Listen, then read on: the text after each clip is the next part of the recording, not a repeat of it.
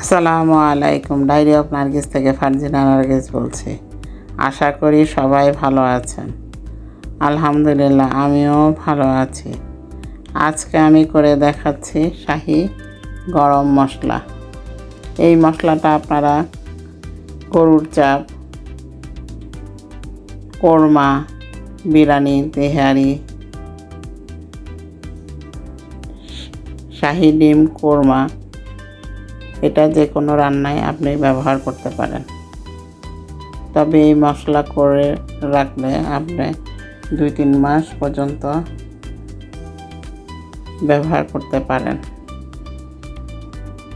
চলুন দেখে আসি এই শাহি গরম মশলাটা কিভাবে তৈরি করা যায় সেটা দেখে আসি।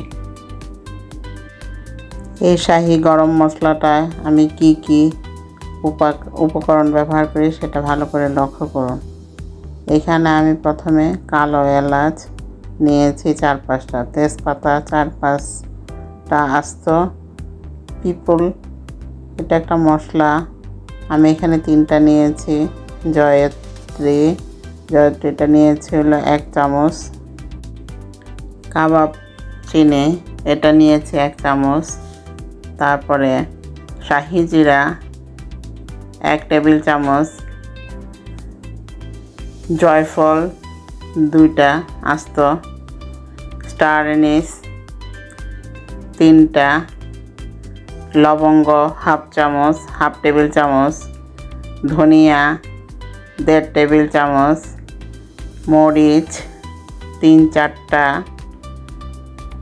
এখানে কাবাব চিনিটা দেখতে একটু লেজের মতো দেখতে, ঠিক এরকম এটাকে কাবাব চিনি বলে। শাহি জিরা দিয়েছি হলো 1 টেবিল চামচ। গোলমরিচ আধা টেবিল চামচ। এলাচ এখানে 1.5 টেবিল চামচ। মৌরি 1 টেবিল চামচ। জিরা 1 টেবিল চামচ। ধনিয়া 1 টেবিল চামচ।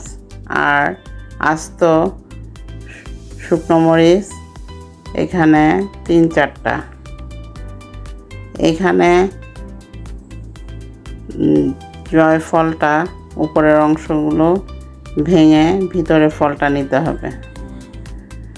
আর এখানে স্টার এনিসটা বেশি নেওয়া যাবে না, তাহলে এটা অতিরিক্ত স্মেল হয়ে যাবে, ওইটা একটু তিতা লাগবে। এই কারণে এখানে স্টার এনিসটা আমি এখানে 3টা নিয়েছি।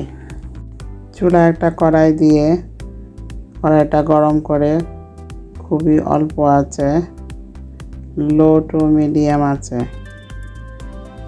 তেজপাতাগুলোকে একটু ছোট ছোট টুকরো করে দিলে ভালো হয়। এবার এটাকে গরম মশলাগুলোকে ভালোভাবে নেড়ে নিতে হবে। তবে চুলার আঁচটা বাড়ানো যাবে না, এতে হবে কি মশলাগুলো পুড়ে যাবে।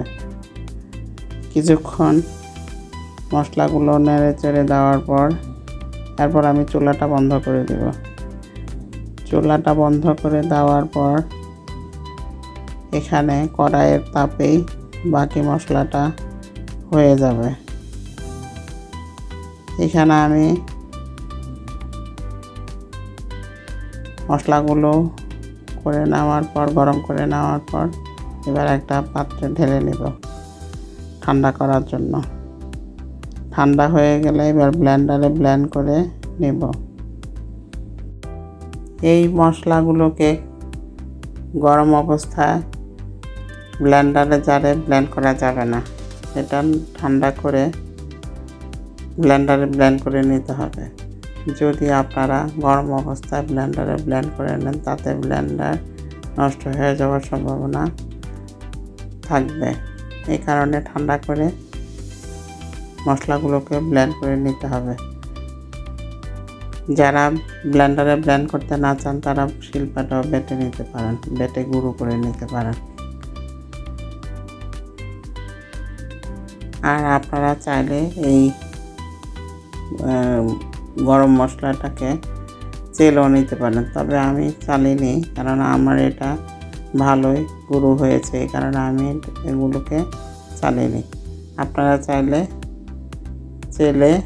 যেগুলো অবশিষ্ট অংশগুলো থাকবে সেগুলো আবার দিয়ে ব্লেন্ডারে ব্লেন্ড করে নিতে পারেন। এই গরম মশলাটাকে আপনারা গুঁড়া করে 3 মাস পর্যন্ত ব্যবহার করতে পারেন। তবে এটাকে ফ্রিজের নর্মাল চেম্বারে রেখে এই গরম মশলাগুলোকে ব্যবহার করলে গরম মশলার কোয়ালিটিটা ভালো থাকে। এই কারণে এটা ফ্রিজের নর্মাল চেম্বারে রেখে ব্যবহার করাটাই ভালো। তবে আপনারা চাইলে এটা বাইরে নর্মাল টেম্পারেচারে রেখেও ব্যবহার করতে পারেন। বাসায় এই গরম মশলাটা করা থাকলে আপনার যে কোনো সময় যে কোনো রান্না করে নিতে পারেন। এতক্ষণ ভিডিওটা দেখার জন্য ধন্যবাদ। সবাই সুস্থ থাকবেন, ভালো থাকবেন। ভিডিওটা ভালো লাগলে চ্যানেলটাকে সাবস্ক্রাইব করবেন। আর যারা চ্যানেলটাকে সাবস্ক্রাইব করেছেন তাদেরকে অসংখ্য ধন্যবাদ।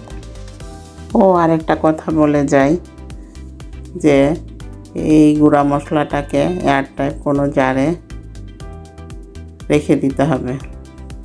ধন্যবাদ।